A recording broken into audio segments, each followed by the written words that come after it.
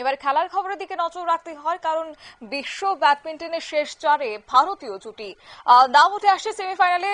সেখানে সাত্বিক এবং সিরাজ তারা উভয় পৌঁছে গেলেন এবার সেমিফাইনালের দরজায়। হারিয়ে দিলেন চীনের ই লেও এবং বোয়াং জুটিকে।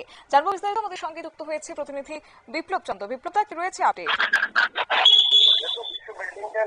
টুর্নামেন্ট এবং বিশ্ব ব্যাডমিন্টন টুর্নামেন্টে আমরা দেখলাম যে পুরুষদের ভারতীয় জুটি সাত্বিক সিরাজ এবং জুটি এবং চিরাগ শেট্টির জুটি কিন্তু একটা অসাধারণ পারফরমেন্স করেছে এবং এই অসাধারণ পারফরমেন্স কারণে বিশ্বের 20 নম্বর জুটিকে কিন্তু হারিয়ে গিয়ে তারা সেমিফাইনালে পৌঁছে গেছে, অর্থাৎ পদক নিশ্চিত করেছে। বলা যায় যে দীর্ঘদিন পর বিশ্ব ব্যাডমিন্টন টুর্নামেন্টে কিন্তু ভারতের ডাবলসে কিন্তু একটা নতুন পদক তৈরির কাছাকাছি ভারতীয় দল পৌঁছে গেল এবং সেখানে আমরা দেখলাম যে চিরাগ জুটি কিন্তু অসাধারণ পারফরমেন্স।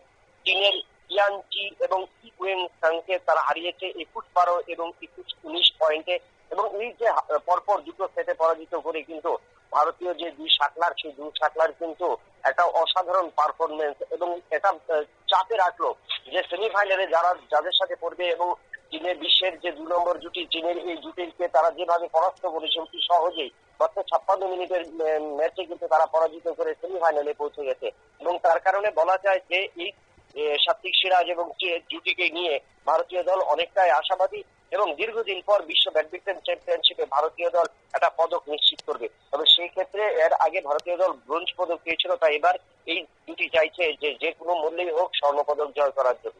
শতাব্দী, ধন্যবাদ।